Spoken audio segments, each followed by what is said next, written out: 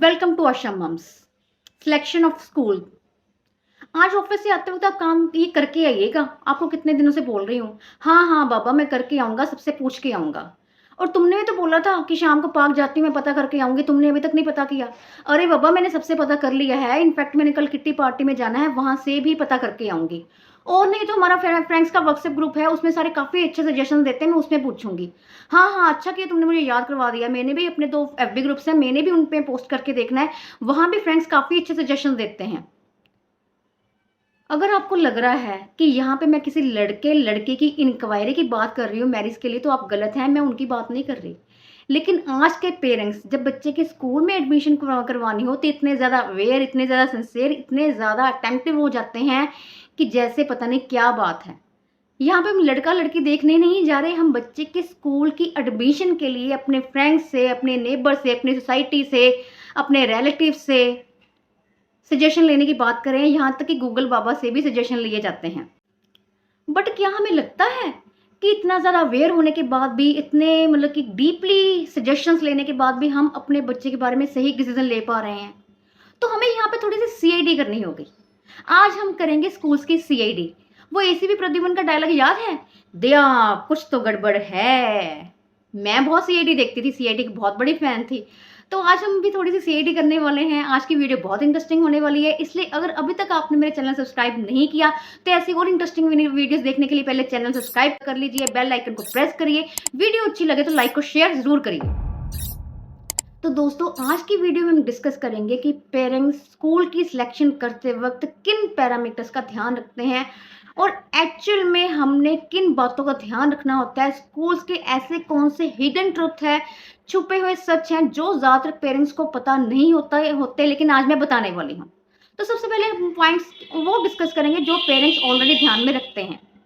Number 1, parents ये ध्यान में रखते हैं कि स्कूल की फीस कितनी है, स्कूल की एडमिशन फीस कितनी है। नंबर 2, स्कूल की बिल्डिंग कैसी है, इंफ्रास्ट्रक्चर कैसा है। नंबर 3, हमारे नेबर्स के बच्चे वहां पे जा रहे हैं या नहीं जा रहे। कई बार तो पेरेंट्स को ये होता है जहाँ पे नेबर्स के बच्चे जा रहे हैं वहीं पे अपने बच्चे भेज दो कि हमारे बच्चे को कंपनी मिल जाएगी। कई बार हमने ये चीज अवॉइड करनी होती है कि जहाँ पर मेजोरिटी ऑफ हमारे एरिया के बच्चे जा रहे हैं हमने वहां पे बच्चे नहीं भेजने। 4th नंबर पे पेरेंट्स ये चेक करते हैं स्कूल की रेपुटेशन कैसी है, स्कूल के रिजल्ट्स कैसे हैं। इसके अलावा ये भी चेक किया जाता है कि स्कूल में हमारा बच्चा कितना सेफ है। कई एस्पेक्ट्स पेरेंट्स चेक करते हैं। अब हमने वो चीजें डिस्कस करनी है जिनके बारे में पेरेंट्स को पता नहीं होता या फिर डीप नॉलेज नहीं होती। सबसे पहले जब हमने स्कूल के एडमिशन के बारे में अपने पैरामीटर फिक्स करने हैं, अपने क्राइटेरिया फिक्स करना है, तो सबसे पहले हमने लेना है हाथ में स्कूल का प्रोस्पेक्टस। हमने स्कूल की बड़ी सी बिल्डिंग देख के या एयर या स्पेशियस रूम्स देख के या डिजाइनर रूम्स या लैब्स देख के खुश नहीं हो जाना। हमने सबसे पहले चेक करना है प्रोस्पेक्टस, क्योंकि उसमें लिखी होती है टीचर्स की क्वालिफिकेशन। हर पेरेंट्स ने, हर माता पिता ने अपने एक मन में एक ख्वाब देखा होता है, एक सपना देखा होता है कि हमने ऐसे स्कूल में भेजना है जहाँ पे टीचर्स ऐसे होंगे, जहाँ पे टीचर्स ऐसे होंगे। तो टीचर्स की क्वालिफिकेशन के बारे में भी हमने सोचा होता है। कोई चाहता है कि हमारे जो टीचर्स हैं बच्चों की मास्टर्स डिग्री हो, कोई चाहता है बीएड की हो, कोई चाहता है पीटेट क्लियर हो, कोई चाहता है सीटेट क्लियर हो। मैं यहाँ पे इस बात पे फोकस नहीं कर रही कि टीचर्स पीटेट सीटेट क्लियर होना चाहिए। टीचर टीचर होता है, गुरु गुरु होता है, उसकी शिक्षा हमेशा ही हमारे बच्चे का कल्याण ही करेगी, भला ही करेगी। बट मैं यहाँ पे पेरेंट्स के ड्रीम्स की बात कर रही हूँ, तो वो आपने प्रोस्पेक्टस में पहले ही चेक कर लेना है। प्रोस्पेक्टस में ये भी लिखा होता है कि वहां पे अगर टीचर्स हैं तो टीचर्स कितने हैं, किस सब्जेक्ट के, कितने मास्टर्स डिग्री टीचर्स हैं, सीनियर टीचर्स कितने हैं स्कूल में। नंबर 2, जिस चीज पे हमने फोकस करना है वो ये है कि टीचर स्टूडेंट रेशियो क्या है।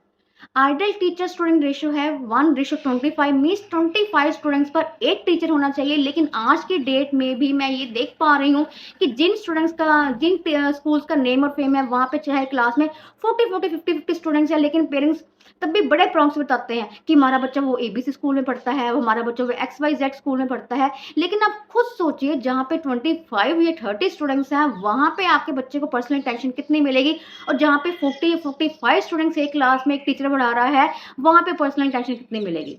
हाँ वो बात अलग है कि अगर क्लास में कई बार स्टूडेंट्स ज्यादा होते हैं तो स्कूल के एडमिनिस्ट्रेशन है उन्होंने टीचर को साथ में एक हेल्पिंग स्टाफ भी दिया होता है सारी क्लासेस के लिए। बट फिर भी कोशिश करिए कि आप ये रेशो पहले ही ध्यान में रखिए कि क्लास में 30 से ज्यादा स्टूडेंट्स नहीं होने चाहिए। नंबर 3, हम देखते हैं स्कूल की फीस, स्कूल की एडमिशन फीस, इसके अलावा जो एक्चुअल में हमारी पॉकेट में एक्चुअल में जो मनी जानी होती है वो होती है स्कूल की फीस, स्कूल की admission fees, other charges plus hidden charges. अब अदर चार्जेस कौन से हैं? जैसे मान लीजिए स्कूल में कोई फंक्शंस है, चाहे प्राइज डिस्ट्रीब्यूशन फंक्शन है, एनुअल फंक्शन है, कोई फेट है, कोई फेयरवेल है, कोई ट्रिप्स वगैरह जा रहे हैं, तो उसके नाम पे आपके बच्चे से क्या चार्ज किया जा रहा है? इसके अलावा कई बार स्कूल्स वाले बोलते हैं कि बुक्स, नोटबुक्स हमसे लेनी है, सारी स्टेशनरी हमसे लेनी है, डायरी तक हमसे लेनी है। डायरी तो चलो स्कूल वाले ही प्रोवाइड करवाते हैं, नोटबुक्स भी हमसे लेनी है। नोटबुक्स का खर्चा बहुत ज़्यादा आता है क्योंकि नोटबुक्स बहुत ज़्यादा लगती है थ्रू आउट द सेशन। इसके अलावा टाई बेल्ट तक हमसे लेनी है, सॉक्स भी हमसे लेनी है, यूनिफ़ॉर्म भी हमसे लेनी है। तो ये भी पहले देख लीजिए कि इन सब का स्कूल वाले आपको क्या चार्ज कर रहे हैं। इसके अलावा कैंटीन में जो आपको प्रोडक्ट्स मिलते हैं आपके बच्चे को, उसके लिए क्या चार्ज किया जाता है। या फिर स्कूल अगर आपका बच्चा साइकिल स्कूटर पे जा रहा है तो साइकिल स्टूडेंट के जो स्टैंड है उसके कितने चार्जेस है। तो हर चीज़, ये जो छोटे-छोटे चार्जेस हैं ये आपने पहले ही नोटिस करने हैं। अगर एग्ज़ाम्स हो रहे हैं, मिड टर्म एग्ज़ाम्स हैं, फाइनल एग्ज़ाम्स हैं, तो उनके लिए क्या चार्ज किया जा रहा है। कई स्कूल्स वाले चार्ज करते हैं, कई स्कूल्स वाले खैर चार्ज नहीं करते। कई स्कूल्स वाले तो इतनी छोटी-छोटी चीज़ों के लिए चार्ज करते हैं जिसको हम कहते हैं हिडन चार्जेस, जो पता लगाना बहुत मुश्किल है। लेकिन कोशिश करिए, अगर स्कूल में कोई बच्चे आपके नोन है, पहले से पढ़ रहे हैं, अगर आप पता लगा सकते हैं तो पता लगा के रखिए। इसके अलावा आपने ये भी देखना है कि अगर आप स्कूल की बिल्डिंग से बहुत ज़्यादा इम्प्रेस हैं, स्कूल में बहुत अच्छी लैब है, बहुत बड़ी लैब है, बहुत डिज़ाइनर लैब है, चाहे वो कंप्यूटर लैब है, चाहे वो या जैसे म्यूज़िक रूम्स हैं, साइंस लैब्स हैं, लेकिन इसके लिए आपने ये भी ध्यान रखना है, ये नहीं कि लैब बहुत ज़्यादा अट्रैक्टिव होनी चाहिए, बहुत बड़ी लैब होनी चाहिए। क्या वहाँ पे पूरे गैजेट्स, पूरा मटीरियल है? अगर साइंस लैब है तो वहाँ पे सारे केमिकल्स वगैरह हैं, सारे मेडिकल गैजेट्स हैं, या फिर सारे इलेक्ट्रॉनिक इक्विपमेंट्स हैं। अगर कंप्यूटर लैब है तो नंबर ऑफ कंप्यूटर्स कितने हैं। अगर मैं ये भी मान के चलूँ कि सारा कुछ सेटिस्फाइड है, जैसे जितने भी इक्विपमेंट्स चाहिए, जितनी मशीनरी चाहिए, जो चाहिए, तो क्या टीचर्स अपने सब्जेक्ट्स में मास्टर्स हैं? इसके अलावा अगर मान लीजिए टीचर्स भी ठीक हैं, कंप्यूटर्स भी पूरे हैं, या फिर मान लो आर्ट एंड क्राफ्ट लैब है, वहाँ पे भी पूरी सारा स्टेशनरी, सारा कुछ अवेलेबल है आपके बच्चों के लिए, टीचर्स भी ठीक है, लेकिन वहाँ पे आपने ये ध्यान देना है कि थ्योरी और प्रैक्टिकल पे टीचर स्कूल्स के द्वारा कितना फोकस किया जाता है। कई स्कूल्स में तो थ्योरी और प्रैक्टिकल पे उतना ही फोकस किया जाता है जितना करना चाहिए। कई स्कूल्स में प्रैक्टिकल सिर्फ नाम का होता है, मंथ में 1 टाइम या हार्डली 2 टाइम्स प्रैक्टिकल पे फोकस भी अगर किया जाता है। बाकी स्कूल्स अपने कंफर्ट के अकॉर्डिंग या फिर टीचर्स अपने कंफर्ट के अकॉर्डिंग सिर्फ और सिर्फ थ्योरी पे ही फोकस करते हैं। इसके अलावा आपने ये भी देखना है कि अगर स्कूल के कैंटीन है तो कैंटीन हाइजीन है। इंफ्रास्ट्रक्चर देखते हैं तो इंफ्रास्ट्रक्चर को ही देख के इंप्रेस ना हो जाए, डीप में जाने की कोशिश करिए कि जैसे वहाँ मान लो वहाँ के जो वॉशरूम्स है, क्या वहाँ पे क्लीनलीनेस है, बच्चे की क्लीनलीनेस का ध्यान रखा जाता है। अगर बच्चे बहुत ज़्यादा छोटे हैं तो अगर स्कूल की टैप्स वगैरह हैं तो मतलब हर चीज़ छोटी-छोटी, जैसे स्कूल का water tank time to time clean किया जाता है। कई बातें तो वैसे आपको पता नहीं लग सकती, लेकिन जो बातें पता लग सकती है उसके बारे में पहले से आप इन्फॉर्मेशन कलेक्ट करके रखिए। इसके अलावा ये भी ध्यान देना है कि स्कूल आपके घर से कितना दूर है, क्योंकि मान लीजिए कई बार पेरेंट्स सिर्फ नेम एंड फेम के लिए कि हमारा बच्चा उस XYZ स्कूल में पढ़ता है, ABC स्कूल में पढ़ता है, अपने फ्रेंड सर्कल में अपने रिलेटिव्स को बताने के लिए, लेकिन आपका बच्चा अगर घंटा 1.5 घंटा बस में या ऑटो में ट्रैवल कर रहा है तो मेरे ख्याल से कहीं ना कहीं हम अपना कुछ खो रहे हैं। हम अपने बच्चे का बल्कि प्रीशियस टाइम खो रहे हैं, जिस टाइम में वो आपके घर में आपके साथ टाइम स्पेंड कर सकता है, जिस टाइम में वो घर पे रेस्ट कर सकता है, वो खा सकता है, पी सकता है, वो टाइम उसका ऑटो या बस में वेस्ट नहीं होना चाहिए। हाँ, अगर स्कूल बहुत ज़्यादा आपके पैरामीटर्स पे खरा उतर रहा है, या वाक़ई आप स्कूल से बहुत ज़्यादा सैटिस्फाइड हैं, तब इस चीज़ को हम किसी न किसी हद तक कंपनसेट कर सकते हैं। इसके अलावा आपने ये भी देखना है कि क्या टीचर्स आपके बच्चे के साथ इमोशनली अटैच्ड हैं। खास करके जो छोटे बच्चे हैं, जो बेचारे अभी अपनी पूरी फीलिंग्स अपने एक्सप्रेस नहीं कर पाते बोल के, जैसे मान लीजिए नर्सरी के बच्चे हैं, LKG के बच्चे हैं। जैसे मान लीजिए कि मार्च का मंथ है, अक्टूबर का नवंबर का मंथ है, इसमें बच्चों के बीमार होने के बहुत ज़्यादा चांसेस होते हैं। रीज़न क्या होता है कि कभी हमारा दिल करता है फ़ैन चलाएँ, AC चलाएँ, बंद कर दें, लेकिन छोटे जो बच्चे में छोटे नन्हे-मुन्ने प्यारे से बच्चे हैं जिनको भी समझ नहीं है, वो अपनी फीलिंग्स एक्सप्रेस नहीं कर पाते। क्लास में टीचर बैठा है, जो टीचर की जो बॉडी लैंग्वेज है, बॉडी टेम्परेचर, उसमें और बच्चों के बॉडी टेम्परेचर में फ़र्क होता है। तो क्या उस वक़्त टीचर बच्चों की बॉडी नीड्स का ख़्याल रख रहा है? ये नहीं कि टीचर को गर्मी लग रही है, मार्च का मंथ चल रहा है, टीचर अपना AC चला के बैठा है, फ़ैन चला के बैठा है, लेकिन अपने बच्चों को अभी हम इनर पहना के भेज रहे हैं। तो क्या टीचर और स्टूडेंट्स के बीच में इतनी इमोशनल बॉन्डिंग है? तो इन सब बातों का आपने ध्यान रखना है।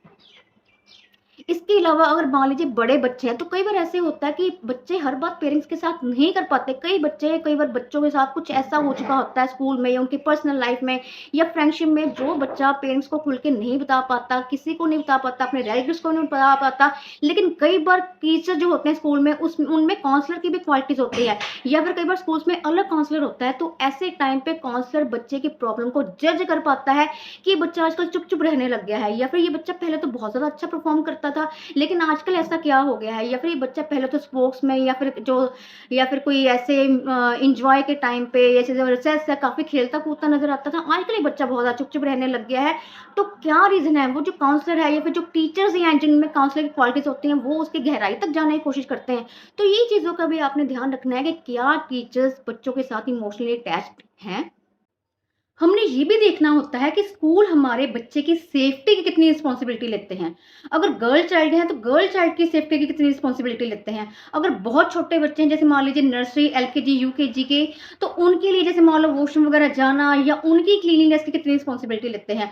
अगर स्कूल हमें ट्रांसपोर्टेशन फैसिलिटी प्रोवाइड कर रहा है तो उसके क्या चार्जेस हैं। तो उसमें आपने सिर्फ ये नहीं देखना कि ऑटो प्रोवाइड कर रहा है या बस प्रोवाइड कर रहा है या फिर बस आपके एरिया में आ रही है या नहीं आ रही। आपने ये भी देखना है कि अगर मान लीजिए बस है, बस में एक ड्राइवर है, साथ में कंडक्टर है या नहीं है, जो रूटीन बेसिस पे आए। अगर एक कंडक्टर कभी छुट्टी कर लेता है तो क्या उसकी जगह पे कोई और कंडक्टर आता है? ये तो नहीं हमें कोई कभी सुनना मिलेगा कि नहीं आज कंडक्टर छुट्टी पे है, तो सिर्फ ड्राइवर के सहारे आपके बच्चे को ड्राइवर छोड़ के आ रहा है, छोड़ के लेके जा रहा है।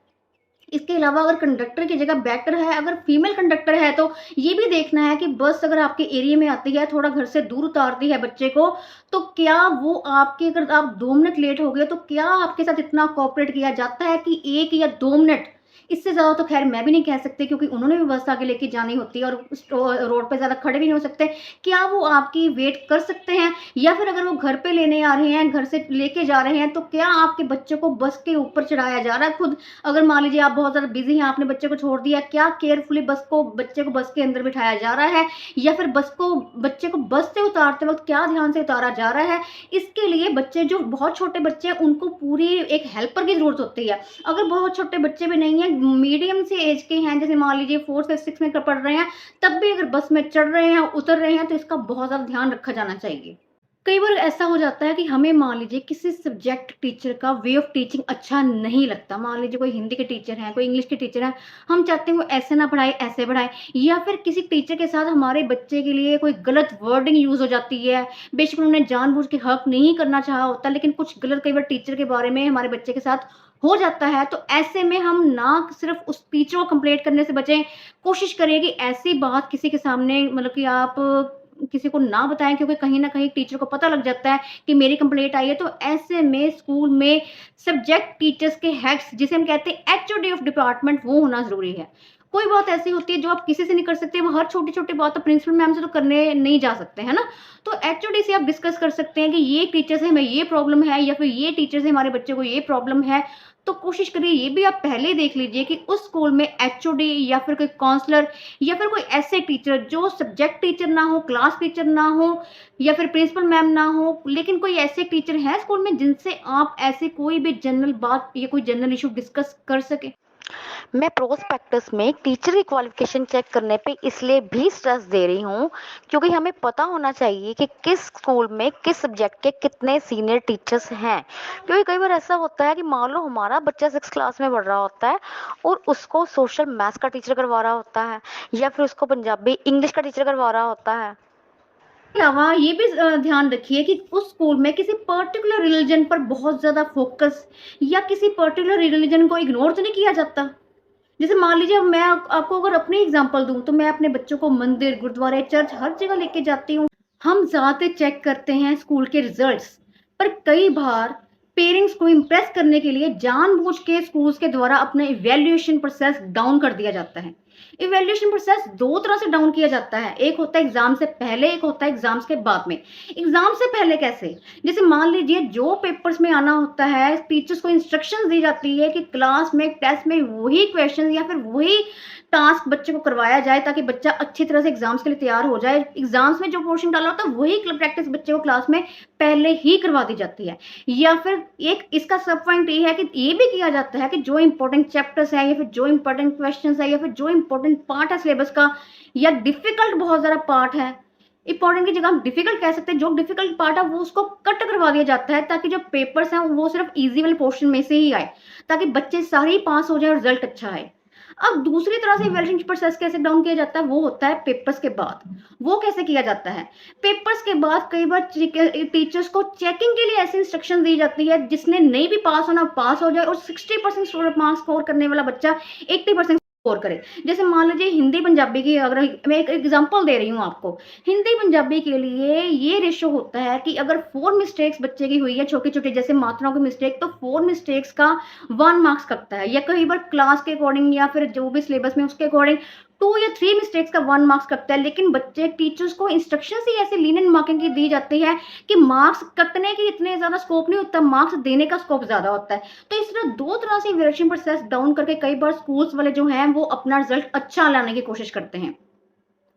इसके अलावा ये भी होता है कि अगर आप कहें कि बोर्ड का रिजल्ट भी मैटर करता है, लेकिन बोर्ड के रिजल्ट में भी स्कूल्स वाले ऐसे करते हैं कि कई बार चीटिंग बहुत ज्यादा करवा दी जाती है। लेकिन कई बार ऐसे होता है कि जैसे मान लीजिए +2 बोर्ड की क्लास है, +2 में मान लीजिए जो मैथ्स की बुक है वो उसका कुछ पोर्शन, कुछ चैप्टर्स बच्चे को +1 में ही करने के लिए बोल दी जाते हैं, ताकि +2 में मैथ्स में बच्चे को प्रॉब्लम ना आए। कितनी गलत बात है, देखिए +1 में जो मैथ्स का पोर्शन बच्चों ने करना है, वो ही उसकी जगह वो 2 या 3 चैप्टर्स कट करवा के, या वो हाफ बुक कट करवा के उसकी जगह +2 की मैथ्स की बुक पहले ही लगा दी जाती है, ताकि +2 में बच्चे का परफॉर्मेंस अच्छा हो। ये सिर्फ मैथ्स में नहीं, कई स्कूल्स वाले ये कई सब्जेक्ट्स के लिए करते हैं। जब हमारे टाइम पे 10th क्लास बोर्ड की थी, तो मुझे याद है उस टाइम पे मुझे एक स्कूल का मैं नाम मेंशन नहीं कर सकती, एक स्कूल वालों ने ये किया था कि 9th क्लास में ही उन्होंने 10th क्लास के मैथ्स और साइंस की बुक्स अपने बच्चों को लगा दी थी। उसमें ये क्या, उसमें बच्चों का लॉस हुआ ओवरऑल। बच्चों 10th में तो अच्छा स्कोर कर गए, लेकिन सीनियर क्लास में जब वहां पे 9th क्लास के बेस की जरूरत थी, 9th क्लास में आपको पता है एकदम से लेवल अप हो जाता है, एक तरह से समझ लो, कैसे कह सकते हैं कि काफी सीनियर और हाई लेवल स्टार्ट हो जाता है हर सब्जेक्ट का, चाहे वो साइंस है, चाहे वो मैथ्स है, इंग्लिश है। वहां पे बच्चे ने मार खाई, फिर बाद में जाके जब वो +1 में गया, +2 में गया, या फिर जो कॉलेज के लेवल में गया, क्योंकि 9th क्लास का सिलेबस जो कट करवा के हम 10th क्लास का करवा रहे हैं, तो ऑब्वियसली बच्चे का तो लॉस होगा। ये स्कूल वाले करते हैं सिर्फ और सिर्फ अपना अच्छा रिजल्ट लाने के लिए। तो ये छोटी छोटी बातें, इन पे आपने ध्यान देना है। और अगर आज की वीडियो अगर अच्छी लगी हो, आपको आज के टिप्स अच्छे लगे हो, तो अपने फ्रेंड्स के साथ जरूर शेयर करिए, और कमेंट बॉक्स में ये भी बताइए कि आपने किन पैरामीटर्स पे अपने बच्चे के स्कूल को परखा था, और क्या आप अपने बच्चे के स्कूल से सेटिस्फाइड है, आपको कौन सी बात अच्छी लग रही है अपने बच्चों के स्कूल के बारे में, और किन बातों से आप सेटिस्फाइड नहीं है। Thank you.